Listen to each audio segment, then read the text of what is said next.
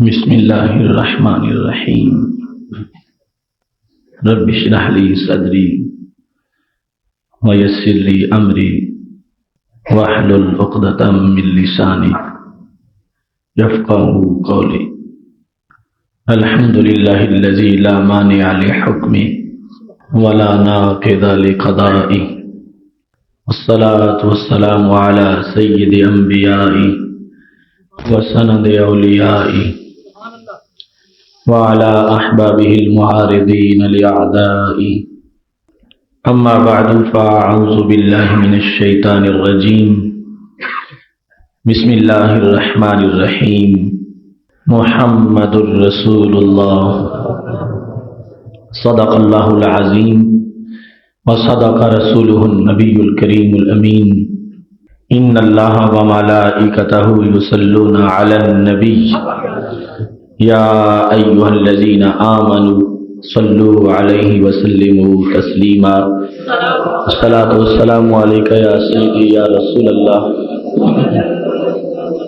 وعلی آلک واصحابک یا حبیب اللہ مولاي صل وسلم دائما ابدا علی حبیبک خیر الخلق کلہم منزہ عن شریک فی محاسنہ فجوہر الحسن فیہ غیر منقسم یا اکرم الخلق مالی من الوذ بہ سواک عند حلول الحادث العمم رب صل وسلم دائما ابدا علی حبیبک خیر الخلق کلہم۔ اللہ تبارک و تعالی جل جلالہ وعم نوالہ واتم برہانہ وعظم شانہ کی حمد و ثنا اور حضور پر نور شافع یوم النشور دستگیر جہاں غم گسار زماں سید سربراں حامی بے قسم قائد الانبیاء محبوب دوسرا سید الکونین احمد مجتبی جناب محمد مصطفیٰ صلی اللہ علیہ وآلہ واصحابہ وبارک وسلم کے دربار گہربار میں ہدیہ درود السلام عرض کرنے کے بعد نہایت ہی محتشم حضرات و خواتین، رب ذوالجلال کے فضل اور توفیق سے آج ہمارے خطبہ جمعۃ المبارک کا موضوع ہے مسئلہ علم غیب، قسط نمبر 15۔ میری دعا ہے خالق کائنات جل جلالہ ہم سب کو قرآن و سنت کا فہم عطا فرمائے اور قرآن و سنت کے ابلاغ و تبلیغ اور اس پر عمل کی توفیق عطا فرمائے۔ آج آپ علم غیب سے متعلق 15ویں قسط اللہ کے فضل سے سماعت کرنے والے ہیں۔ رسول اکرم نور مجسم شفیع معظم صلی اللہ علیہ وسلم کو رب ذوالجلال نے جو ہمہ جہت علوم عطا فرمائے ہیں ان میں سے ایک شعبہ کی تفصیل آپ حضرات کے سامنے بیان کی جا رہی ہے۔ میری دعا ہے خالق کائنات جل جلالہ ہمارے محبوب علیہ السلام کے مقام و مرتبہ کو مزید بلند سے بلند فرمائے اور آپ کی عظمتیں تمام جہان والوں پر واضح فرما دے۔ حضرت ام ایمن رضی اللہ تعالی عنہا ایک دن اپنے گھر میں بیٹھی رو رہی تھیں۔ صحیح مسلم شریف میں یہ حدیث شریف ہے، اور یہ وہ وقت تھا کہ جب رسول اکرم صلی اللہ علیہ وسلم کا وصال مبارک ہو چکا تھا اور تمام صحابہ کرام علیہم رضوان میں بڑی اداسی پھیلی ہوئی تھی۔ حضرت ام ایمن رضی اللہ تعالی عنہا وہ صحابیہ ہیں کہ جو نبی اکرم صلی اللہ علیہ وسلم کو اپنے ابا جی کے ورثے میں ملی تھی۔ حضرت عبداللہ رضی اللہ تعالی عنہ کا جو ورثہ تھا اس میں ام ایمن بھی یعنی بطور خادمہ تھیں، جو اس وقت لونڈیوں اور غلاموں کا دستور تھا۔ رسول اکرم صلی اللہ علیہ وسلم نے حضرت ام ایمن رضی اللہ تعالی عنہا کی شادی حضرت زید رضی اللہ تعالیٰ عنہ سے کی، اور حضرت اسامہ رضی اللہ تعالی عنہ اس نکاح کے بعد پیدا ہوئے، جو مشہور صحابی اسامہ بن زید رضی اللہ تعالی عنہ ہیں، جن کو محبوب نبی کہا جاتا ہے۔ یعنی حضرت عائشہ صدیقہ رضی اللہ تعالی عنہا کہتی ہیں کہ میں نے خود دیکھا کہ نبی اکرم صلی اللہ علیہ وسلم حضرت اسامہ کی ناک صاف کر رہے تھے، یعنی جب وہ بچے تھے، چھوٹی عمر تھی، تو اس واسطے اسامہ حب النبی صلی اللہ علیہ وسلم کے الفاظ حدیث شریف میں آتے ہیں۔ تو وہ ام ایمن رضی اللہ تعالی عنہا نبی اکرم نور مجسم شفیع معظم صلی اللہ علیہ وسلم کے وصال کے بعد جس وقت گھر میں بیٹھی رو رہی تھیں، سیدنا صدیق اکبر رضی اللہ تعالی عنہ اور حضرت عمر فاروق رضی اللہ تعالی عنہ دونوں ان کے پاس تشریف لے گئے، اور یقیناً ان کی خدمات بہت زیادہ تھیں، اور نبی اکرم نور مجسم شفیع معظم صلی اللہ علیہ وسلم کی چھوٹی عمر میں انہوں نے خدمات دی۔ حضرت ام ایمن رضی اللہ تعالی عنہا نے بہت زیادہ اپنی طرف سے پیش کی تھی، اس لحاظ سے ان کے پاس روایت اور علم کا ذخیرہ بھی بہت زیادہ تھا۔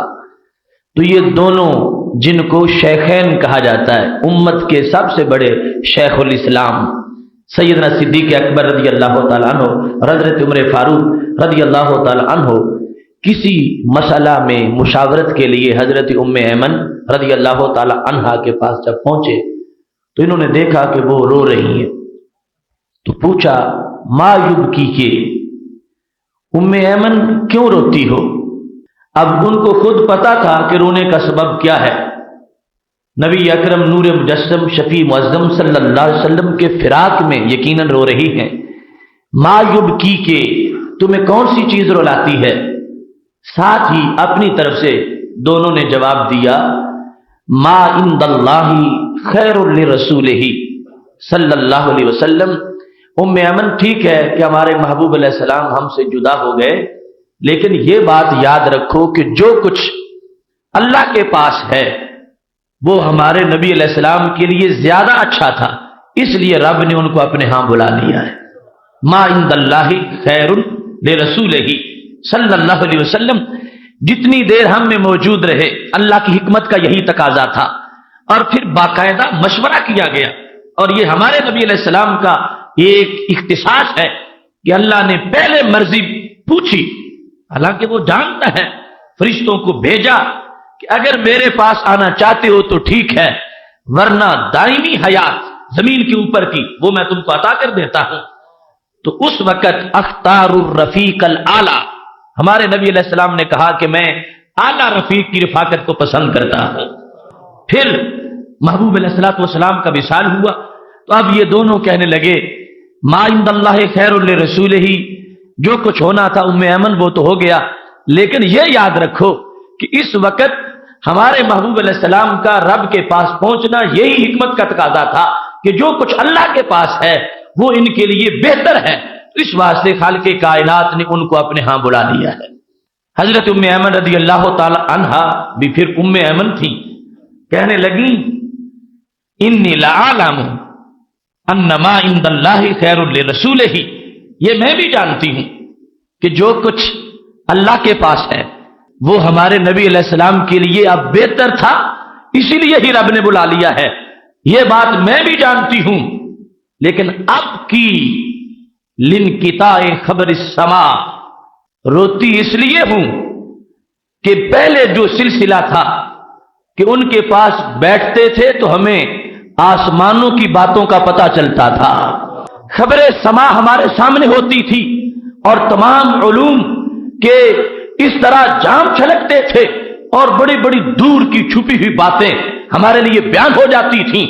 حضرت ام ایمن رضی اللہ تعالی عنہا کا جو نبی علیہ السلام کی ذات کے ساتھ تعلق تھا اور ان کا جو کشف تھا، اس کے پیش نظر اب وہ یہ بھی سمجھتی ہیں کہ اب بھی ملاقات کا ایک سلسلہ ہے، لیکن وہ معاملہ جب برسر عام وہ تشریف فرما ہوتے تھے اور ان کی زبان سے الفاظ نکلتے تھے اور ہمارے لیے بیان ہوتا تھا، اب وہ غیب کی خبروں کا سلسلہ بند ہو گیا ہے.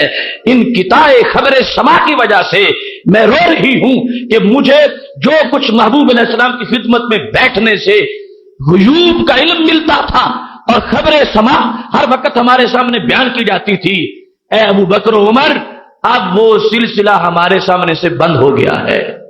حضرت ام ایمن رضی اللہ تعالی عنہا نے نبی اکرم نور مجسم شفیع معظم صلی اللہ علیہ وسلم کے وصال کے بعد اپنے رونے کی جو وجہ بیان کی، ایک حالانکہ ہزاروں وجوہات ہو سکتی تھی، لیکن یہ دیکھو کہ محبوب علیہ السلام کا اپنی امت کو واقعات پر باخبر رکھنا، آسمان کے حالات پر باخبر رکھنا، اللہ کی ذات کے فیصلوں پر باخبر رکھنا، عرش عظیم پر جو کچھ ہو رہا ہے اس کو بیان کرنا، یہ کتنی بڑی نعمت تھی امت کے لیے.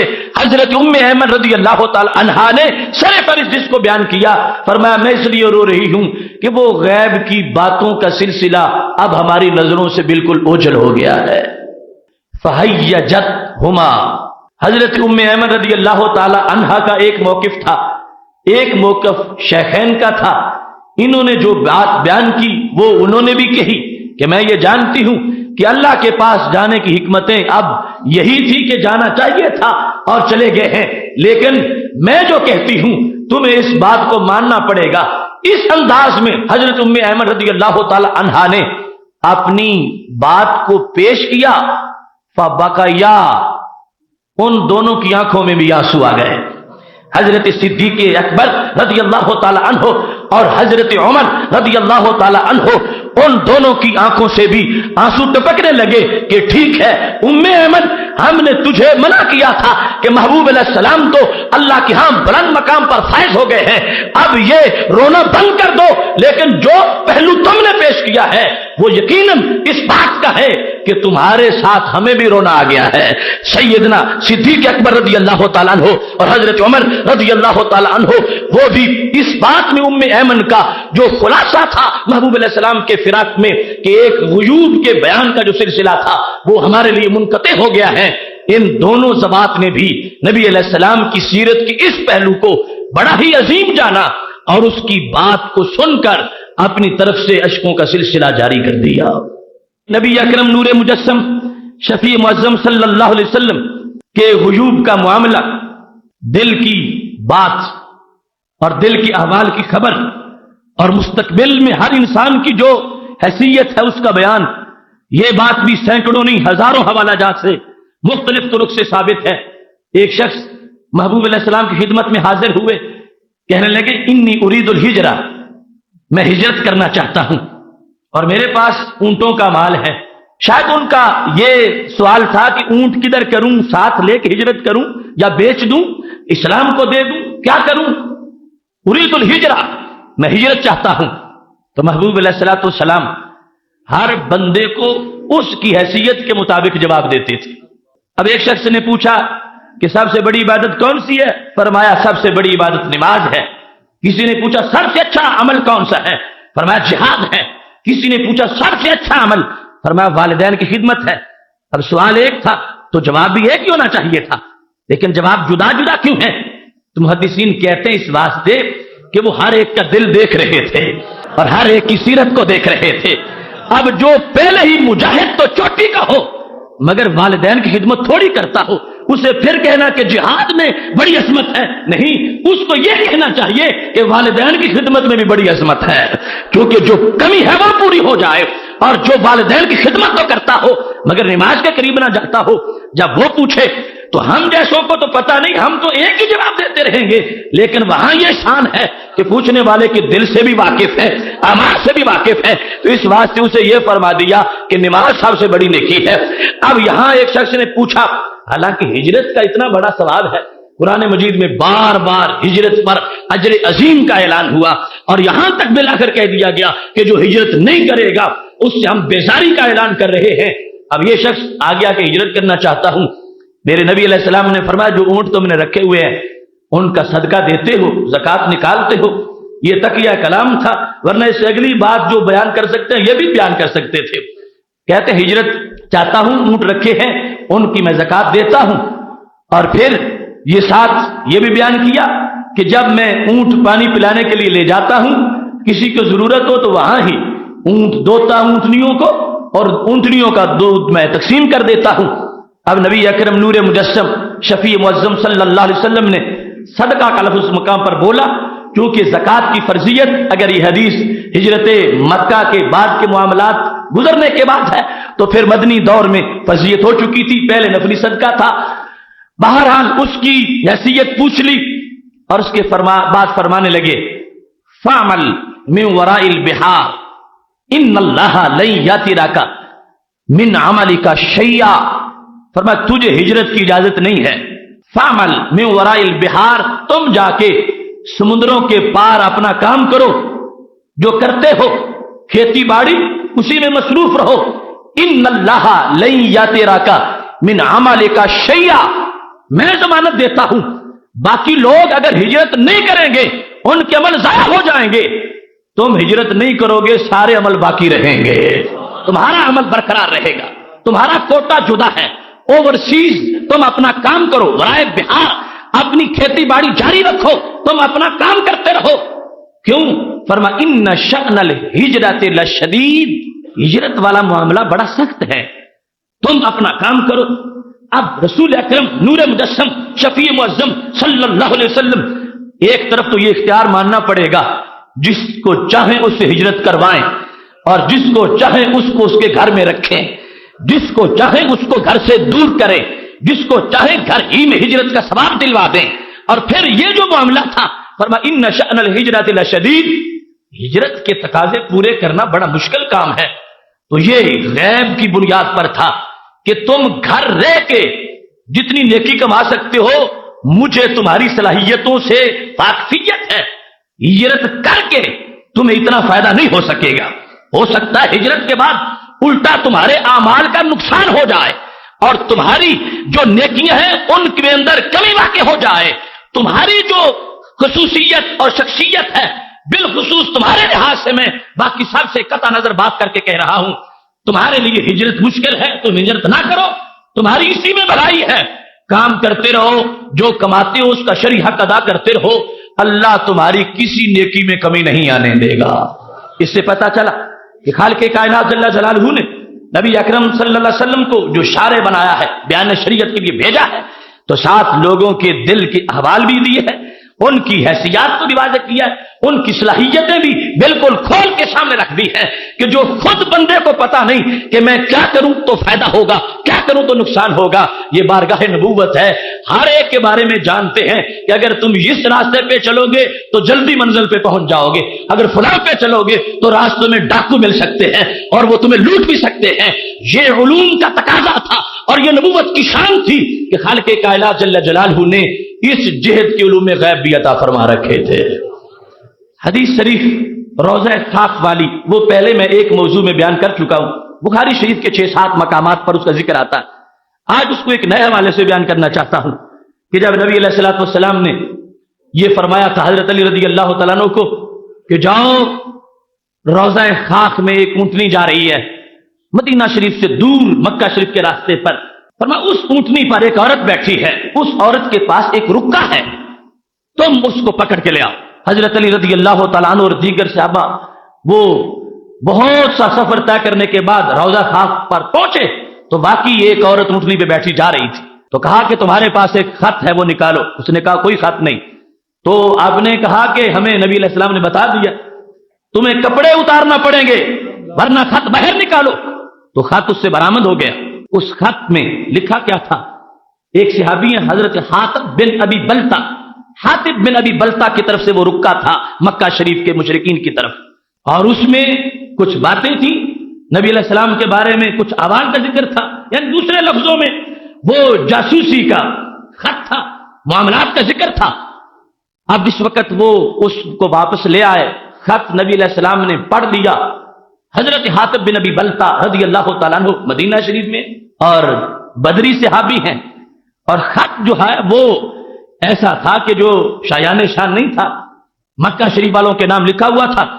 اب جب آپ نے پوچھا حاطب یہ تم نے خط کیوں لکھا، تو انہوں نے کہا یا رسول اللہ صلی اللہ علیہ وسلم ایمان میرا صحیح ہے، پکا مومن ہوں، باقی وجہ یہ تھی کہ میں تھوڑا سا اس معاملے میں ڈگمگا گیا کہ باقی جتنے یہاں پر آپ کے پاس مہاجر پہنچے ہیں مکہ شریف میں، سب کی برادریاں وہاں پر ہیں، اور میں مکہ شریف میں بھی بحر سے آ کے آباد ہوا تھا اور پھر تمہارا کلمہ پڑھا اور ہجرت کر کے یہاں کے آ گیا. میری جو پیچھے بچے ہیں وہاں پہ رہنے والے، ان کی کوئی پرسان حال نہیں ان کا، تو میں نے یہ چاہا کہ ایک خط بھیجوں تاکہ مشرکین مکہ میرے گھر والوں کے ساتھ کوئی رویہ نرم رکھے. اور یہ معاملہ تھا. اور میں اسلام کا پکا شیدائی ہوں اور اسلام کو نقصان پہنچانے کا سوچ بھی نہیں سکتا. یہ محض ایک دوستانہ خط تھا جس میں کوئی ایسی بات میں نے نہیں لکھی کہ جو اس انداز میں مستقبل پر اثر انداز ہونے والی ہو. بہرحال انہوں نے اپنی صفائی میں بالکل مختصر لفظ بولے، تھوڑے سے الفاظ. حضرت عمر رضی اللہ تعالیٰ عنہ کو بڑا غصہ تھا. محبوب اجازت دو میں اس کا سار اتاروں. یہ کون ہوتا ہے ہماری خبریں مشرکین مکہ کو پہنچائے؟ تو نبی علیہ الصلوۃ والسلام نے فرمایا عمر ان کے بارے میں یہ لفظ نہ بولو. ما یدریک لعل اللہ یطلع علی اہل البدر. تمہیں پتہ نہیں ہے انہوں نے بدر میں شرکت کی تھی اور بدر والوں کو رب نے جھانک کے دیکھا تھا جو اس کی شان کے لائق ہے. اور اللہ نے فرمایا تھا اعملوا ما شئتم قد غفرت لکم. اب جو کچھ مرضی ہے کرتے رہو، میں نے تمہیں بخش دیا ہے. اب آج اس موضوع کو، اس حدیث کو ہم نے اس لحاظ سے جو پہلی غیر کی خبر تھی اس کا پہلے ذکر آ چکا. یہاں معاملہ یہ تھا کہ جب حضرت عمر رضی اللہ تعالیٰ عنہ کو غصہ ہے کہ اس کا سر اتاروں، تو نبی علیہ السلام نے فرمایا نہیں عمر اس کا سر نہیں اتاریں گے. یہ صرف مومن ہی نہیں، یہ وہ مومن ہیں کہ بعد والے اس کا مرتبہ نہیں پا سکیں گے. یہ بدری صحابہ میں سے ہے اور ان کو اللہ نے ایک سند دے دی ہے اعملوا ما شئتم قد غفرت لکم. میں نے تمہارے گناہوں کو بخش دیا، مستقبل میں جو بھی کرو گے تمہیں معاف کر دیا گیا ہے. اب ایک حدیث اور ہے اسی مضمون کی اور وہ بھی تم نے سنی ہوئی ہے. ابن قیم نے دونوں کو سامنے رکھ کے ایک تبصرہ کیا. وہ کیا تھی کہ جب نبی علیہ السلام مال غنیمت تقسیم کر رہے تھے تو ایک نام نہاد صوفی آ گیا تھا، اعدل یا محمد، اللہ کے نبی صلی اللہ علیہ وسلم عدل کرو. اب جو جہاں کمی ہو وہاں تو حکم دینا چاہیے یا مشورہ، اور جہاں کمی کا سوال ہی نہ ہو تو وہاں یوں کہنا بھی گستاخی ہے. اب دیکھو نا بظاہر آج لوگوں نے یہ بنایا ہوا کہ گستاخی پتہ نہیں کیا کریں تو پھر ہوتی ہے. اب لغوی معنی عدل ایک اچھا کام ہے نا، تو اس نے یہ کہا تھا اعدل عدل کرو، تو اب اس کو کیا سمجھا گیا؟ گستاخی. اور اتنی بڑی گستاخی کہ نبی علیہ السلام نے فرمایا من یعدل اذا لم یعدل، اگر میں نے عدل نہیں کیا تو پھر کر کون سکتا ہے؟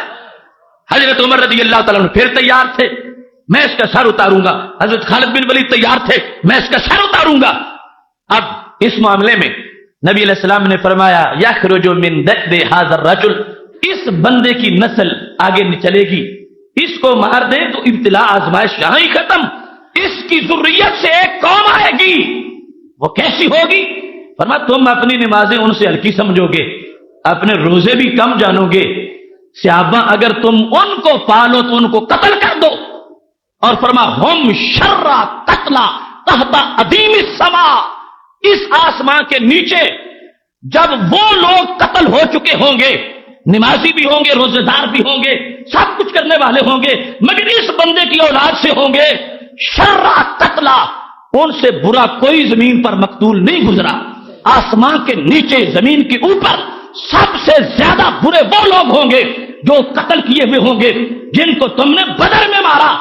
ایسے ابا وہ بھی اتنے برے نہیں تاتے آسمان جتنے وہ برے ہوں گے جو اس کی ذریت سے پیدا ہوں گے، اور ان کو میری امت کا ایک مرد قتل کر دے گا. اور پھر فرمایا اگر میں اس زمانے کو پاؤں تو میں ان کو یوں قتل کروں جس طرح قوم عاد کو قتل کیا گیا تھا. اور پھر صحابہ کہتے ہیں ہم کلاب النار، وہ دوزخی کتے ہیں اور ہم ان سے بدلہ لیں گے ان سے. اب یہ معاملہ، یہ حدیث شریف بخاری میں بار بار آئی ہے. ابن قیم نے دونوں کو سامنے رکھا کہ ایک طرف شخص جو ہے اس پر بظاہر تقویٰ ہے، پرہیزگاری ہے، خود بیان کیا کہ نمازی بڑا چوٹی کا ہے، روزے دار بھی ہے، اور اس کے بارے میں فرما دیا اندر سے بالکل سیاہ ہے اور جہنمی ذریت اس کی پیدا ہوگی، اور جو ان کو قتل کرے گا فرمایا وہ قاتل ان کا زمین پر سب سے بڑا مجاہد ہوگا، اور مقتول جو ہے وہ سب سے بڑے جہنمی ہوں گے. تو ابن قیم کہنے لگے یہاں یہ معاملہ ہے اور ادھر جس نے واضح خلاف ورزی کی ہے اور حضرت عمر کہتے ہیں سار اتارو، ان کا سار نہیں اتارنے دیا. یہاں اس کی ذریت کے بارے میں کہہ دیا کہ اس کی پشت سے جو نکلیں گے وہ بھی پکے جہنمی ہیں. اور حالانکہ نیت اس کی نماز روزہ کیا یہ واضح تھا. اور اس کے ساتھ ایک دوسری حدیث ملا لیجئے. وہ حدیث بھی آپ نے سن رکھی ہے مگر وہ پہلو جو بھی سنانا چاہتا ہوں وہ پہلے نہیں سنا. حضرت اتبان بن مالک رضی اللہ تعالیٰ عنہ کی حدیث جس میں انہوں نے محبوب علیہ السلام سے کہا تھا کہ میرے گھر تشریف لاؤ تاکہ ایک جگہ نماز پڑھو میں اس کو مسجد بنا لوں. دعوت دی، نبی علیہ السلام تشریف لے گئے اور تبرک کی دلیل کے طور پر ہم اس کو پیش کیا کہ جگہ تو ساری خدا کی ہے اور ساری مسجد بن سکتی ہے، مگر انہوں نے کہا جہاں آپ کے قدم لگیں گے میں ہمیشہ اس جگہ نماز پڑھوں گا. جب نبی علیہ السلام اس گھر میں تشریف لے گئے، یہ بھی بخاری و مسلم میں درجنوں بار آئی ہے، جس وقت محبوب علیہ السلام بیٹھ گئے محلے والوں کو پتا چل گیا کہ سرکار تشریف لائے ہوئے ہیں تو سارا محلہ ہی وہاں اکٹھا ہو گیا. اس صحابی کے گھر میں حضرت اتبان کے گھر میں سارے لوگ بیٹھے تھے لیکن ایک قریبی بندہ حاضر نہیں تھا. ان کا نام تھا حضرت مالک بن دخیشن. مالک بن دخیشن غائب تھے، باقی سارے لوگ حاضر تھے. اب پوچھا گیا مالک بن دخیشن کیوں نہیں آئے؟ ایک شخص نے کہا انہو منافق لا یحب اللہ ورسولہ. مالک اس لیے مالک بن دخیشن کو پتا تھا کہ نبی علیہ السلام یہاں آ رہے ہیں اور وہ پھر بھی نہیں آیا تو وہ منافق ہے. کیوں؟ وہ اللہ اور رسول سے محبت نہیں کرتا. یہ بخاری شریف میں الفاظ ہیں. جب اس مالک بن دخیشن کے بارے میں یہ لفظ بولے گئے تو میرے نبی علیہ السلام نے فرمایا مت ان کو یہ کہو، مالک بن دخیشن کو منافق نہ کہو. الا ترى، کیا تمہیں یہ پتا نہیں ہے اس نے لا الہ الا اللہ محمد رسول اللہ پڑھا ہے؟ کس انداز میں؟ فرمایا یرید بذالک وجہ اللہ. اس نے سچے دل سے کلمہ پڑھا ہوا ہے، سچے دل سے کلمہ پڑھا ہے. تم اس کو منافق کہتے ہو؟ سچے دل سے اس نے کلمہ پڑھا ہوا ہے. اب جس وقت محبوب علیہ السلام نے یہ الفاظ بولے تو وہ صحابی آگے انہوں نے ضد نہیں کی، حالانکہ دلائل تھے ان کے پاس کہ فلاں موقع پر وہ منافقین کے ساتھ بیٹھے ہوئے نظر آئے، فلاں موقع پر انہوں نے منافقین کو مشورے دیے. یہ ساری باتیں روایت میں موجود ہیں لیکن فوراً کیا جواب تھا؟ اللہ ورسولہ عالم. کہ محبوب اگر تمہارے ہاں اس کا ریکارڈ صاف ہے تو ہمارے ہاں بھی صاف ہے. مالک بن دخیشن کو اگر آپ منافق نہیں قرار دیتے تو ہم اگرچہ اس کو دیکھتے رہے منافقوں کے ساتھ بیٹھے ہوئے ہم بھی نہیں مانیں گے کہ وہ منافق ہے، اس واسطے کہ اللہ و رسول عالم، فیصلے رب کی ذات کے ہیں اور محبوب آپ کے ہیں. آپ کہتے ہیں کہ مالک بن دخیشن منافق نہیں ہے تو ہم بھی اس کو منافق نہیں مانیں گے، کٹر مومن مانیں گے. اب یہ تینوں حدیثیں ہیں. ایک طرف وہ کہ جس کے بارے میں فرمایا قرآن بھی پڑھتے ہیں اور ایسی وہ صحابہ نماز پڑھتے ہیں کہ تم اپنی نمازوں کو ان سے ہلکا جانتے ہو، حقیر سمجھتے ہو.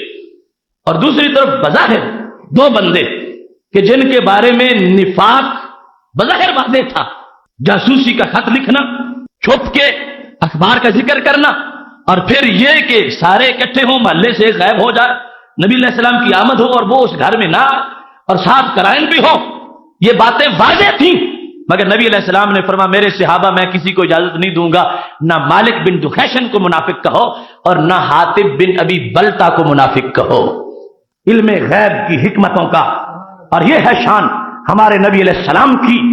ایک طرف وہ انسان ہے کہ جس کا کلیچہ بالکل سکڑ چکا ہے اور اندرونی طور پر وہ شدید مرض میں مبتلا ہے.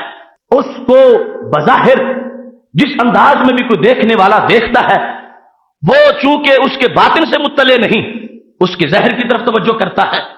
اور ایک شخص جو ہے اس کا باطن بالکل صحیح ہے طبی معاملات کے لحاظ سے، اس کے بدن پر بظاہر کہیں ورم ہے. اب اس ورم کو کسی نے دیکھا تو کہنے لگا یہاں پر نشتر لگانا چاہیے، یہ تو شدید مرض میں ہے. لیکن حکیم نے کہا اس کو نشتر لگانے کی ضرورت نہیں ہے، اس کے اندر کے معاملات اتنے صاف ہیں کہ یہ جو کچھ تمہیں نظر آ رہا ہے یہ خود بخود صحیح ہو جائے گا. اور دوسری طرف جس کا بدن بظاہر بالکل ٹھیک تھا مگر دل کے معاملات خراب تھے، اب حکیم حاجت سے جب کہا گیا کہ یہ بالکل صحت مند ہے تو اس نے کہا نہیں، اس پوری طرح مرض کا اسیر ہو چکا ہے اور مرض میں گرفتار ہو چکا ہے. ابن قیم کہنے لگے جو معاملہ تھا اس ذوالخویسرہ تمیمی کا جس نے مشورہ دیا تھا کہ محمد صلی اللہ علیہ وسلم تم عدل کرو، فرمایا اس کا باطن سیاہ تھا، اگرچہ ظاہر پر نمازوں کی رونق بھی تھی، لیکن سرکار نے باطن کو دیکھ کے فیصلہ کر دیا کہ جو اندر سے اتنا گندا ہے، جراثیم اس کے خون میں ہے، اس کی حقیقت میں ہے، یہاں تک کہ اس کی اولاد بھی اتنی گندی نکلے گی۔ اور فرمایا مالک بن دخیشن اور حاطب بن ابی بلتا، اس کے بدن پر جو تمہیں ورم نظر آتا ہے یہ معمولی بات ہے، اس کے دل کے کنویں میں ایمان پوری طرح پکا ہو چکا ہے۔ دل کا معاملہ اور حقیقت کا تعلق جو تھا علم غیب کی روشنی میں اس فرق کو واضح کیا، ورنہ دونوں معاملات میں فرق نہیں ہونا چاہیے تھا۔ یہ واضح جب کرائن آ گئے تھے تو یہ خبر جب دی، ان لفظوں سے اس بات کو سمجھنا چاہیے جب فرمایا، اللہ فرما رہا ہے اے ملوما شیتم قد غفرت لکم، فرما بدر والوں سے رب نے کہا ہے کہ جو کرو میں معاف کر دوں گا، لیکن یہ تو طے شدہ تھا کہ اگر ان میں سے کوئی شرک کرتا تو جہنمی بن جاتا، وہ تو معافی نہیں ہے۔ شرک کا معاملہ آتا جہنمی بنتا، اسلام سا کا غدار بنتا جہنمی بنتا، اسلام سے یقین متذبذب ہو جاتا جہنمی بنتا۔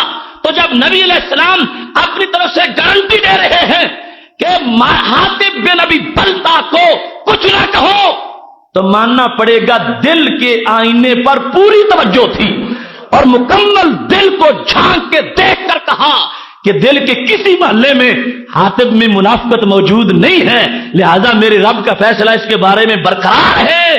میرے صحابہ میرے علم پر گواہی دیتے ہوئے حاطب کے قریب تلوار نہ کرنا، ہم نے اس کو جنتی قرار دے دیا ہے۔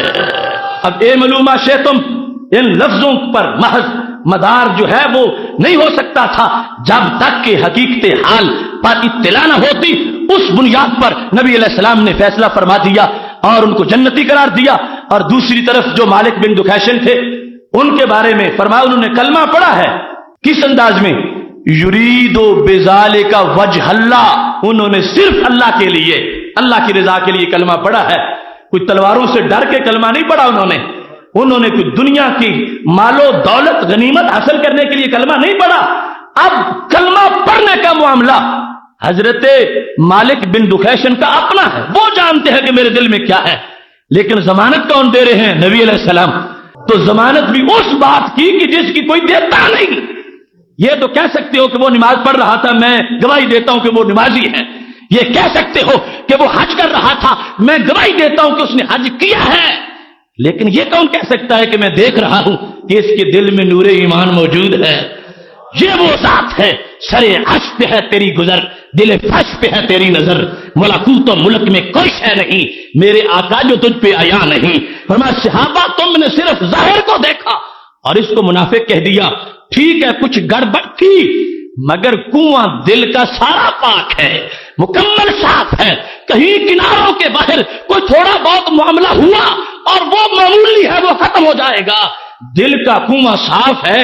ہم نے اس معاملے پر گواہی دے دی کہ ان کی زبان سے جو لا الہ الا اللہ محمد الرسول اللہ کا کلمہ نکلتا ہے وہ سچے دل سے نکلتا ہے، لہذا انہیں کوئی منافق نہ کہے، میں محمد صلی اللہ علیہ وسلم نے ان کے ایمان پر گواہی دے دی ہے۔ محتشم سامعین حضرات، رسول اکرم نور مجسم شفیع معظم صلی اللہ علیہ وسلم تشریف فرما تھے۔ مسند ابی یعلا میں حدیث شریف ہے اور حضرت انس بن مالک رضی اللہ تعالیٰ عنہ نے اس کو روایت کیا ہے۔ مسند ابی بکر رضی اللہ تعالیٰ عنہ میں بھی اس کا تذکرہ ہے کہ صحابہ کہتے ہیں کان فی عہد رسول اللہ صلی اللہ علیہ وسلم رجل یعجبنا تعبدہ واجتہادہ، کہ نبی علیہ السلام کی ظاہری حیات کے زمانے میں ایک بندہ تھا، بڑا ہی پرلے درجے کا صوفی۔ کیسا؟ کہتے ہیں یعجبنا تعبدہ، اس کی عبادت سے ہم سارے متعجب تھے، اتنی عبادت وہ کرتا تھا، واجتہادہ، اور اس کی دینی معاملات میں کوششیں ہم سب کو اس نے حیرت میں ڈال رکھا تھا۔ بینا نذکر عند رسول اللہ صلی اللہ علیہ وسلم، ایک دن ہم رہ نہ سکے، نبی علیہ السلام کے سامنے بھی ہم نے اس کا ذکر کر دیا، ایسا ایک بندہ ہے ہمارے معاشرے میں، بڑی عبادت کرتا ہے، بہت زیادہ عابد ہے، صوفی ہے، زاہد ہے۔ یہ ذکر ہو رہا تھا کہ سامنے وہ بھی آ گیا۔ اذ طلع الرجل، اچانک نمودار ہو گیا۔ صحابہ نے کہا ہوا، یہ ہے وہ جس کا بھی ذکر کر رہے تھے. تو میرے نبی علیہ السلام نے فرمایا میرے صحابہ تخبرونی ان رجل ان فی وجہہ صفعۃ الشیطان، جس کو تم نے میرے سامنے صوفی عابد زاہد بنا کے پیش کیا، اس کے چہرے پر شیطان کی پھٹکار ہے، منحوس چہرہ ہے اس کا. تم کہتے ہو کہ ہمیں یہ اتنا صوفی ہے، عابد زاہد ہے، صفا یہ نحوست اس کے چہرے پر شیطان کی ہے. اب وہ دور تھا، اس نے نہیں سنا کہ میرے بارے میں بات ہو رہی ہے. چلتے چلتے مجلس کے قریب آ گیا. اذ اقبل علی المجلس ولم یسلم. دیکھو بدبخت، تقوی کا اس کو حیضہ تھا. نبی علیہ السلام کے دربار میں آیا، دیکھتا رہا، سلام نہیں کہا. کبھی ادھر دیکھتا ہے کبھی ادھر دیکھتا ہے، اس کے منہ سے سلام نہیں نکلا. جب اس نے سلام نہیں کہا، محبوب علیہ السلام نے کہا انشتو کا، میں تجھے رب کی قسم دے کے کہتا ہوں میری بات کا جواب صحیح دینا. حل قلت اذ اقبلت علی المجلس ما فیہ خیر منی.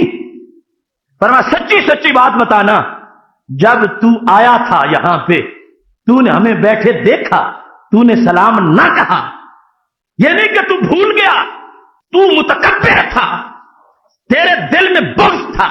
کیا؟ فرمایا میں تجھے قسم دے کر رب کی کہتا ہوں تو نے اس وقت دل میں یہ کہا کہ اس مجلس میں مجھ سے بہتر تو کوئی نہیں. جب تو آیا تو نے ہمیں دیکھا، تو نے سلام نہیں کہا، تو زبان سے نہیں بولا، میں نے تیرے دل سے پڑھا، میں نے دل سے پڑھا. ما فی المجلس خیر منی. تو یہ کہہ رہا تھا میں ان کو سلام کیوں دوں، یہ تھوڑی عبادتوں والے ہیں، میں تو بہت بڑا عبادت کرنے والا ہوں. تو نے یہ کہا ہے، دل میں یہ سوچا ہے، دل میں تو نے خیال کیا، مجھے اس بات کا جواب دو. کہتے اللہم نعم، ہاں میں نے یہ کہا ہے، خدا کی قسم میں نے یہ کہا ہے. اب دیکھو کفر اور اسلام کیسے قریب قریب پہنچے ہیں، اور امتیاز کرنا یہ بارگاہ نبوت کا کام ہے. صحابہ کرام علیہم رضوان تذکرہ کر رہے تھے یوجبنا تعبدہ، اس کی عبادت سے ہم بڑا حیران ہیں، اتنی عبادت کرتا ہے، اتنی عبادت کرتا ہے. اور ذکر ہو رہا تھا تو وہ سامنے آ گیا. نبی علیہ السلام نے دیکھتے ہی فرمایا اس کی عبادتوں کے تذکرے نہ کرو، اس کے منہ پہ لعنت ہے خدا کی. پھٹکار برس رہی ہے. یہ شیطانی ماحول سے تعلق رکھتا ہے، رحمانی ماحول سے تعلق نہیں رکھتا. اب یہ خبر پہلے دی اور اس نے اپنا جو رویہ تھا وہ بعد میں ظاہر کیا. آ گیا ہے. اب کتنی بڑی بدقسمتی تھی کہ دربار نبی علیہ السلام ہو اور سلام کہنے کی کسی کو توفیق نہ ہو. جہاں پر درخت بھی جھک کے سلام کہتے ہیں، عرشی بھی کہتے ہیں، فرشی بھی کہتے ہیں، اور ہر مومن تڑپتا ہے کہ کاش وہ دربار سامنے ہو اور سلام کہنے کی میری باری بھی آ جائے. وہ کتنا بدبخت تھا، سامنے آ گیا ولم یسلم، زبان سے سلام ہی نہیں نکلا. اب صحابہ کو یقین ہو گیا کہ ہم نے جو اس کے سجدوں کے پھول زہری دیکھے ہوئے تھے یہ تو بڑا زہریلا ہے، اس کے اندر تو بڑا گند ہے. یہ آیا ہے اس کی زبان سے سلام ہی نہیں نکلا نبی علیہ السلام کے لیے. اور محبوب علیہ السلام کا علم غیب دور سے بھی بول رہا تھا، قریب سے بھی بول رہا تھا. فرمایا اب میں سے پوچھتا ہوں ان شتوں کا، خدا کی قسم دے کے تجھے کہتا ہوں جب تو آیا تھا یہاں پہ اس وقت تیرے دل میں یہ بات آئی تھی یا نہیں آئی تھی؟ تو نے کہا تھا ما فی المجلس خیر منی، اس مجلس میں مجھ سے بہتر کوئی نہیں. تو کہتا اللہم نعم، خدا کی قسم ہے میں نے یہ کہا تھا. تو ایک تو یہ ماننا پڑے گا کہ محبوب علیہ السلام ہر ایک کے دل کے احوال کو اللہ کے فضل سے جاننے والے ہیں، اور یہ نبوت کے لیے ضروری تھا. ورنہ جس کو صحابہ نے صوفی قرار دے دیا تھا، سرکار بھی صوفی قرار دے دیتے تو پھر امت کیسے بچتی؟ اس بھیڑیے سے امت کیسے بچتی؟ محبوب علیہ السلام نے فرمایا یہ تو شیطان نظر آ رہا ہے، یہ کوئی عبادت گزار نہیں ہے. اور پھر یہاں جو لفظ اس کے ذہن میں آئے ان کو بھی آج کے ماحول میں دیکھنا چاہیے. کون وہ لوگ ہیں جو یہ کہتے ہیں کہ کبھی امتی عمل میں نبی سے بڑھ بھی جاتا ہے؟ یہ کن لوگوں کی کتابوں میں لکھا ہوا ہے کہ امتی کبھی نبی سے عمل میں بڑھ بھی جاتا ہے؟ اور یہ کون لوگ ہیں جو ان سے ہمسری کے دعوے کرتے ہیں اور ان کے جیسا بننے کی کوشش کرتے ہیں؟ وہاں سے چوری پکڑی گئی. مسند ابی یعلا میں حدیث شریف ہے، محبوب علیہ الصلوۃ والسلام نے فرمایا جب تو آیا تھا فرمایا وہ صوفی، وہ عابد، وہ زاہد، وہ سائم، وہ حاجی جو مجھے دیکھ کے تکبر کرے اور میرے سامنے اپنے دیے جلانے کی کوشش کرے، صحابہ اس کی بندگی کو نہ دیکھو، اس کی خباثت کو دیکھو، اس کے باطن کو دیکھو، اس کے دل کے زہر کو دیکھو۔ فرمایا جب اس نے مجھے دیکھا اور اس نے سلام نہیں کہا تو اس کے دل میں یہ خیال تھا کہ میں ان سے بہتر ہوں، ان کو کیوں سلام کہوں؟ یہ اپنی عبادت کے اپنے گھمنڈ میں تھا کہ یہ فارغ بیٹھے ہوئے میں عبادت بڑی کرتا ہوں۔ اب جب نبی علیہ الصلوۃ والسلام نے یہ فرمایا، اتنے میں وہ فوراً فارغ ہو گیا، اور جواب میں بھی دیکھو بظاہر کتنا توحید پرست تھا، صرف نام نہیں کہا، اللہم نعم، اللہم نعم، یہ جواب دے رہا ہے محبوب علیہ السلام کو۔ اس کے ساتھ ہی داخل المسجد، اس کے نفل قضا ہو رہے تھے، فوراً مسجد میں داخل ہو گیا۔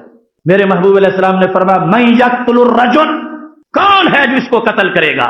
قال ابو بکر نانا، سیدنا صدیق اکبر رضی اللہ تعالیٰ عنہ نے کہا میں کروں گا۔ جب مسجد میں داخل ہوئے تو دیکھا اس نے نماز شروع کی ہوئی ہے، تو فوراً نبی علیہ السلام کا فرمان سامنے آ گیا، لا تقتلوا المصلین، نمازیوں کو قتل نہ کرو۔ تو باہر نکلا، محبوب علیہ السلام نے پوچھا ماذا فعلت، ابو بکر کیا کیا تم نے؟ تو کہا یا رسول اللہ صلی اللہ علیہ وسلم آپ کی حدیث میرے سامنے آ گئی، میں تو یہ سمجھتا تھا کہ وہ ویسے داخل ہوا لیکن وہ تو نماز پڑھ رہا ہے، اس واسطے میں تو چھوڑ کے آ گیا ہوں۔ حضرت عمر رضی اللہ تعالیٰ عنہ کھڑے ہو گئے، میں جاتا ہوں۔ آپ جب گئے تو وہ قیام کر کے سجدے میں جا چکا تھا۔ جب چہرہ اس کا اللہ کے دربار میں زمین پر دیکھا تو سوچ کے باہر نکل آئے، جب مجھ افضل ابو بکر جو ہیں انہوں نے حالت نماز میں قتل نہیں کیا تو میں پھر کیسے قتل کروں؟ سرکار کی حکمت کچھ اور ہوگی، قتل کیے بغیر نکل آئے۔ تیسرے نمبر پر فرمایا یقتل، دوسرے میں یہ اعلان نہیں کیا، عمر خود اٹھ کھڑے، تیسرے میں فرمایا کون قتل کرے گا؟ قال علی نانا، حضرت علی رضی اللہ تعالیٰ عنہ فرمایا میں کروں گا۔ فرمایا ان ادرکتہ، اب پائے گا تو قتل کرے گا، ٹھیک ہے جاؤ تم۔ اب یہ بھی غیب کی خبر تھی نبی علیہ السلام کی طرف سے، ہاں علی اگر تم پالا تو قتل کر دو۔ حضرت علی کہتے ہیں میں گیا تو وہ مسجد سے غائب ہو چکا تھا۔ اس پر میرے محبوب علیہ السلام نے یہ لفظ بولے، لو قتل الرجل ما اختلف فی امتی اثنان، اگر آج یہ مارا جاتا تو میری امت میں کوئی اختلاف نہ ہوتا، کان اولہم وآخرہم، یہی تھا پہلا اختلاف کرنے والا اور یہی ہوتا آخری اختلاف کرنے والا۔ میری امت میں دو بندوں کا جھگڑا ہی نہ ہوتا، میری امت میں دو بندوں کا اختلاف نہ ہوتا، میری امت میں کسی طرح کا کوئی نفسیاتی فکری نظریاتی الجھاؤ اور کشمکش نہ پیدا ہوتی۔ فرمایا اگر یہ مارا جاتا تو محبوب علیہ الصلوۃ والسلام کے الفاظ اور اللہ کی طرف سے جو آزمائش اور ابتلا کا قیامت تک کا سلسلہ تھا وہ ساری حکمتیں پیش نظر تھیں۔ وہ شخص وہاں سے نکلا، فرار ہو گیا، لیکن یہاں یہ بات اظہر میں شمس ہو گئی کہ وہ نسل کون سی تھی جو وہاں سے چلی، اور محبوب علیہ الصلوۃ والسلام نے ان کی ہر علامت کو پورا بیان فرما دیا۔ سیدنا علی المرتضیٰ رضی اللہ تعالیٰ عنہ کہتے ہیں، یہ بھی مسند ابی اعلیٰ میں ہے، فرمانے لگے کہ میں نبی علیہ السلام کے پاس بیٹھا تھا، میرے سوا کوئی نہیں تھا پاس بیٹھا، اس وقت صرف سیدہ عائشہ صدیقہ رضی اللہ تعالی عنہا بیٹھی تھی اور میں بیٹھا تھا کہ محبوب علیہ السلام نے فرمایا مجھے دیکھ کر علی اس وقت تمہاری کیا حالت ہوگی؟ یخرج قوم قضا و قضا بمکان قضا و قضا واوبا نحو المشرق، مشرق کی طرف اشارہ کر کے فرمایا علی ایک قوم وہاں سے نکلے گی اور تمہاری ان سے لڑائی ہو جائے گی، تم ان سے جہاد کرو گے، اس وقت کیا صورتحال ہوگی؟ فرمایا فیہم رجل مخدر، ان کے ساتھ تم لڑو گے اور وہ کافر بظاہر نہیں ہوں گے، وہ یہودی بھی نہیں ہوں گے، نصرانی بھی نہیں ہوں گے۔ فرمایا وہ یقرؤون القرآن ولا یجاوز حناجرہم، قرآن پڑھیں گے مگر حلق سے اوپر اوپر، یمرقون من الدین کما یمرق السهم من الرمیہ۔ علی مشرق کی سائڈ پہ تمہاری ایسی قوم سے لڑائی ہوگی کہ دین سے یوں خالی ہوں گے جس طرح کے تیر شکار سے خالی نکل جاتا ہے۔ علی جس وقت جنگ ہوگی تو میں علامت بیان کروں، ان میں ایک بندہ ہوگا جو لنجا ہوگا، اس کا ایک بازو ہاتھ صحیح نہیں ہوگا، اور اس کے بازو پر ایک حدیث میں دونوں کندھوں کے درمیان یوں ہوگا جس طرح کی عورت کا پستان ہوتا ہے، ایسا ایک پیڑا سا بنا ہوا ہوگا، اور ایک حدیث میں ہے کہ اس پر یوں بال ہوں گے جس طرح کے گلہری کے دم کے بال ہوتے ہیں۔ اب یہ حدیث شریف گزر گئی، زمانہ گزرتا رہا، بالآخر جب خارجیوں کا فتنہ اٹھا جنہوں نے فرورا میں اپنا ہیڈ مقام بنایا اور جنہوں نے حضرت علی رضی اللہ تعالیٰ عنہ سے کہا کہ تم امیر المومنین، کیا تم مومن بھی نہیں ہو؟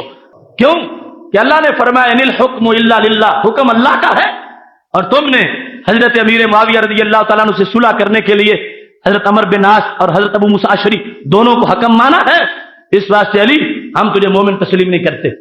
اب یہ معاملہ بھی سامنے آیا کہ حضرت علی رضی اللہ تعالیٰ عنہ نے قرآن سامنے رکھا ہوا تھا، اتنے پریشان ہو گئے بظاہر، قرآن پہ ہاتھ مارا، قرآن بول، میری گواہی دے، قرآن یہ میرے خلاف بول رہے ہیں، قرآن گواہی دے۔ جب آپ بول رہے تھے تو وہ خارجی کہنے لگے علی کس کو بلاتا ہے، یہ سیاہی بولے گی، سیاہی نہیں بول سکتی۔ جب انہوں نے یہ کہا فرمایا ٹھیک ہے اب دیکھو قرآن بولتا ہے ان خفتم شقاق بینہما فبعثوا حکما من اہلہ وحکما من اہلہا، فرمایا میں سناتا ہوں تم کو قرآن، اللہ فرماتا ہے میاں بیوی کا جھگڑا ہو جائے تو ایک حکم مرد کی طرف سے لو، ایک عورت کی طرف سے لو۔ فرمانے لگے میں نے تو امت کا معاملہ سامنے رکھا ہے، اگر میاں بیوی کے جھگڑے کے لیے دو حکم بنانا جائز ہے تو امت کے خون پر بھی دو حکم بنانا جائز ہے۔ حضرت علی رضی اللہ تعالیٰ عنہ نے یہ جواب دے دیا، مگر ان کو بظاہر قرآن ہاتھ میں ہے، امیر المومنین کو ہم نہیں مانتے، امیر معاویہ کے خلاف کا وہ تو ویسے امام برحق کے باغی تھے، ان کو نہیں مانتے، اور علی تمہیں بھی نہیں مانتے، تم تو مومن نہیں ہو جائے کہ امیر المومنین ہو۔ اب حضرت علی رضی اللہ تعالیٰ عنہ نے ان کے خلاف جنگ کا فیصلہ کر لیا، کلمہ گو تھے، قرآن ہاتھ میں تھا، نمازی تھے، اور بظاہر وہ محافظ قرآن بنے ہوئے تھے کہ قرآن سے علی زیادتی کر رہے ہیں، ہم زیادتی نہیں ہونے دیں گے۔ اب اس وقت ان سے لڑائی ہوئی تو کیا ہوا، لڑائی میں فوج جو حضرت علی رضی اللہ تعالیٰ عنہ کی تھی بڑی وہ عدم دلچسپی کا شکار تھی، لڑی نہیں رہی تھی صحیح، وہ ہزاروں تعداد میں خارجی سامنے تھے، کیونکہ کچھ تو طائب ہو گئے۔ جب ابن عباس رضی اللہ تعالیٰ عنہ نے مناظرہ کیا تو خارجیوں میں سے ہزاروں نے کلمہ پڑھ کے پھر اسلام قبول کیا، لیکن باقیوں کے ساتھ لڑائی ہوئی، اور یہ وہ مرنے والے ہوں گے جن کے بارے میں صحابہ کہتے تھے وہ جہنمی کتے ہیں، حالانکہ تھے قاری قرآن کے، اور جن کے بارے میں نبی علیہ السلام نے فرمایا تھا اگر میں پاؤں تو میں ان کو قتل کروں، اور وہ آسمان کے نیچے سب سے برے مقتول ہوں گے۔ حضرت علی رضی اللہ تعالیٰ عنہ نے جب دیکھا کہ میرے دوست ان سے لڑی نہیں رہے، آپ نے تقریر کی، مسند ابی یعلا میں ہے، فرمانے لگے لوگوں سن لو، ان کنتم تقاتلون لی فما عندی ما اجزیکم، اگر میرے لیے تم نے لڑنا ہے تو میرے پاس تو دینے کے لیے جزا ہی نہیں، میں تمہیں کچھ نہیں دے سکتا، گھروں میں چلے جاؤ۔ وَإِنْ أَنْتُمْ تُقَاتِلُونَ لِلَّهِ فَمَاذَا فِعْلُكُمْ، اور اگر تم نے لڑائی ان سے کرنی ہے خدا واسطے، خدا کے دین کے لیے، تو پھر یہ ڈھیلا پن چھوڑ دو، ان سے شیروں کی طرح لڑو۔ حضرت علی رضی اللہ تعالیٰ نے جب یہ تقریر کی ساری فوج میں جذبہ نیا ذوق آ گیا، چند منٹوں میں انہوں نے ہزاروں خارجیوں کے سر اتار دیے۔ جس وقت وہ تشویش ہوئی، کہنے لگے علی نے ہمیں بھائیوں سے ہی لڑا دیا۔ حضرت علی رضی اللہ تعالیٰ عنہ کو جب یہ بات پہنچی تو آپ کی آنکھوں میں آنسو آ گئے، فرمانے لگے چلو اب جا کے وہ لاشیں دیکھیں، وہ نشانی ضرور نظر آئے گی، مجھے تو نبی علیہ السلام نے میری ڈیوٹی لگائی تھی کہ تمہارے سامنے ایسی قوم نکلے گی، اور اس جگہ کا نام بھی لیا تھا، اور مجھے اس بندے کی نشانی بھی بتائی تھی، چلو میرے ساتھ چلو۔ میرے مجاہدوں اگر وہ نہ پکڑا گیا تو پھر کہنا کہ علی نے غداری کی ہے اور بھائیوں سے لڑایا ہے، اور اگر وہ ظالم اس فوج میں مل گیا تو پھر سمجھو میں نے مسلمانوں سے نہیں، میں نے تجھے کافروں سے لڑایا ہے۔ حضرت علی رضی اللہ تعالیٰ عنہ سواری پہ بیٹھے، فوج ساری ساتھ تھی، نیچے اونچے اوپر لاشیں پڑی ہوئی تھی، ٹانگیں کھینچ کھینچ کے ہٹاتے رہے، نیچے سے وہ نکل آیا جس کے بارے میں لفظ مخدوج الید، لنجے ہاتھ والا، اور عورت کے پستان کی طرح کا پیڑا اس کے منہ کندھوں پر بنا ہوا تھا، اور جو علامات نبی علیہ السلام نے ساری بتائی تھی وہ ساری موجود تھی۔ جب حضرت علی رضی اللہ تعالیٰ عنہ نے دیکھا تو فوراً کا اللہ اکبر، صدق اللہ ورسولہ، اور میں اللہ سب سے بڑا ہے، اللہ نے بھی سچ فرمایا، اللہ کے نبی علیہ السلام نے بھی سچ فرمایا۔ حضرت عبد الرحمن بن عریان کہتے ہیں اگر کوئی بندہ خوشی کی وجہ سے اس کی روح نکل سکتی ہو تو اس دن حضرت علی کی روح نکل جانی چاہیے تھی۔ اتنے خوش ہوئے حضرت علی رضی اللہ تعالیٰ عنہ، اتنے خوش ہوئے، نعرے لگا رہے تھے، اور پھر ساری فوج بھی نعرے لگا رہی تھی کہ علی تم نے ہمیں حق پر اکٹھا کیا، حق پر ہم لڑے، ہم نے جہنمی کتوں کو مارا، ہم نے دوشی کتوں کو مارا۔ اب یہ لڑائی جو نہروان اور ہرورہ کے مقام پر ہوئی تھی، یہ وہ لوگ تھے وہ ذریت تھی اس بندے کی جس نے کہا تھا اے دل یا محمد صلی اللہ علیہ وسلم. ذریت سے مراد اس کی ہم عقیدہ اور ہم مسلک لوگ، وہ سارے جس وقت امیر المومنین کے مقابلے میں آ گئے تھے. حضرت علی رضی اللہ تعالیٰ عنہ نے جب جنگ کروائی فرمایا مجھے فتنہ پرور نہ کہنا، مجھے فرقہ واریت کا علمبردار نہ کہنا. مجھے نبی علیہ السلام نے بتایا تھا اسی قوم سے قرآن والے سنت والے بظاہر علی تمہارے مقابلے میں آ جائیں گے. میں تمہیں علامت بیان کر دیتا ہوں، وہ علامت ہو بہو سچی ثابت ہوئی. ایک طرف تو علم غیب کا سارا منظر سامنے آ گیا اور دوسری طرف گستاخوں کی اصل کا بھی پتہ چل گیا. محتشم سامعین حضرات، یہ معاملہ بڑا طویل ترین ہے. 35-40 احادیث میں مسلسل، مسند ابی اعلیٰ میں بھی اس کا بیان موجود ہے، طبرانی معجم کبیر کے اندر، بخاری کتاب الفتن کے اندر اور مسلم اور دیگر درجنوں کتب میں مضمون یہ سارے کا سارا موجود ہے. تفاصیل تھوڑی تھوڑی جدا جدا ہے. اب اس مقام پر نبی اکرم نور مجسم شفیع معظم صلی اللہ علیہ وسلم کی عظمت و ناموس کا جو معاملہ ہے آج کے ہمارے ماحول میں، اس کو بھی کرنٹ افیئرز کے لحاظ سے سر فہرست ہمیں سمجھنا چاہیے. حضرت حذیفہ بن یمان رضی اللہ تعالیٰ عنہ کا وہ قول جو کتاب الردہ میں واقدی نے روایت کیا اور امام ذیلی نے نصب الرایا میں 4 جلد میں روایت کیا، وہ کیا معاملہ تھا جب حضرت حذیفہ بن یمان رضی اللہ تعالیٰ عنہ کو دبا اور عمان کی سرزمین پر گورنر بنا کے بھیجا گیا. دبا وہی ہے جس کو آج ہم دبئی کہتے ہیں اور وہاں والے دبی کہتے ہیں. عمان اور دبا کے علاقہ میں حضرت حذیفہ بن یمان رضی اللہ تعالیٰ عنہ تھے کہ نبی علیہ الصلوۃ والسلام کا وصال ہو گیا. تو ان لوگوں نے کیا کہا، ہم اسلام کو نہیں مانتے، مرتد ہو گئے. جب مرتد ہوئے بہت سے لوگ تو کیا کیا، حضرت حذیفہ کہتے ہیں اسمعوا شتم النبی صلی اللہ علیہ وسلم. انہوں نے نبی علیہ السلام کو گالیاں دینا شروع کر دی. جب نبی علیہ السلام کو انہوں نے گالیاں دیں تو حضرت حذیفہ نے کیا کہا، اسمعونی فی ابی و امی ولا تسمعونی فی محمد صلی اللہ علیہ وسلم.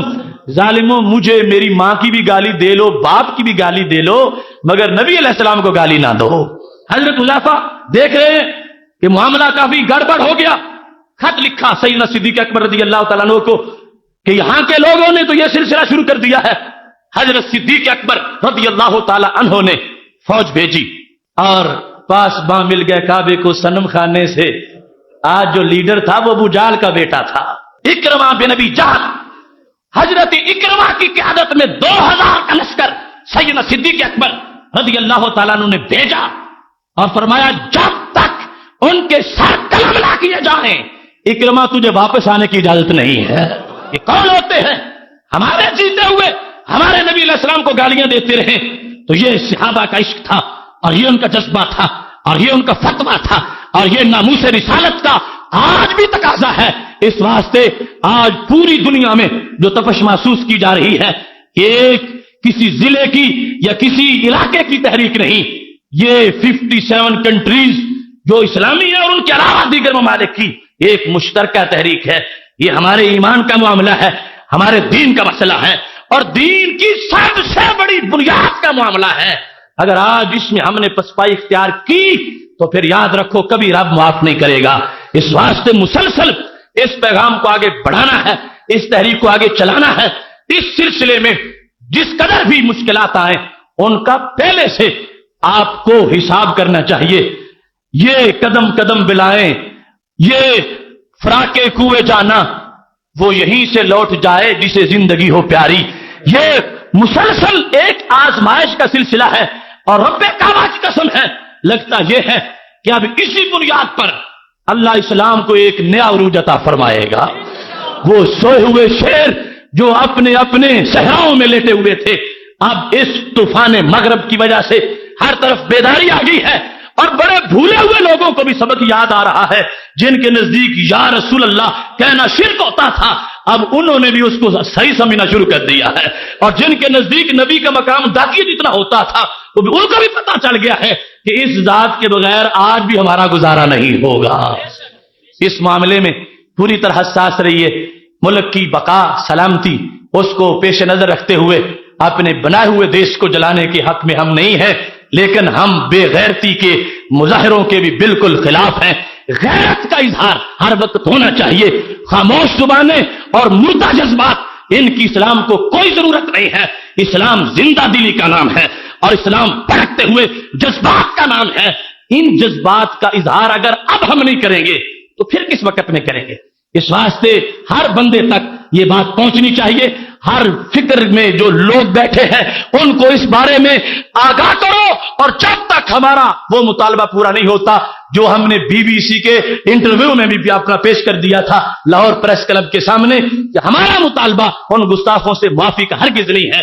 ہمارا ایک ہی مطالبہ ہے کہ وہ یا تو ہمارے حوالے کیے جائے کہ ہم ان کے سر قلم کریں یا پھر خود وہ حکومتیں ان کے سر تن سے جدا کریں تو پھر امت مسلمہ کا مطالبہ پورا ہوگا. علامہ اقبال نے تہذیبوں کے تصادم اور اسلام اور مغرب کے فرق کو بیان کرتے ہوئے اور مسلم امہ کی ضروریات کو بیان کرتے ہوئے یہ کہا تھا، وہی ہے صاحب امروز جس نے اپنی ہمت سے زمانے کے سمندر سے نکالا گوہر فردا. ہاتھ پر ہاتھ دھرے بیٹھنے والی قوم کیا کر سکتی ہے؟ وہی ہے صاحب امروز جس نے اپنی ہمت سے زمانے کے سمندر سے نکالا گوہر فردا. فرنگی شیشہ گر کے فن سے پتھر ہو گئے پانی، میری اکسیر نے شیشے کو بخشی سختی خارا. فرنگی شیشہ گر کے فن سے پتھر ہو گئے پانی، میری اکسیر نے شیشے کو بخشی سختی خارا. مغرب نے پتھر کو پانی بنایا مگر مومن شیشے کو پتھر بناتا ہے، سختی پیدا کرتا ہے جوش میں. بل یجدوا فیکم غلظہ، موٹائی اور سختی ہونی چاہیے مومنوں تمہارے اندر مقابل میں مشرکوں کے. فرنگی شیشہ گر کے فن سے پتھر ہو گئے پانی، میری اکسیر نے بخشی ہے شیشے کو بخشی سختی خارا. وہ چنگاری خس و خاشاک میں کس طرح دب جائے جسے حق نے کیا ہو سیستان کے واسطے پیدا. رہے ہیں اور ہیں فرعون میری خاک میں اب تک، مگر کیا غم کہ اپنی آستی میں ہے ید بیضا. ہمیں ان کا کوئی ڈر نہیں، ان فرعونوں کا. اللہ نے نور والا ایمان دیا ہے اور اس ایمان کا یہ ید بیضا ہے.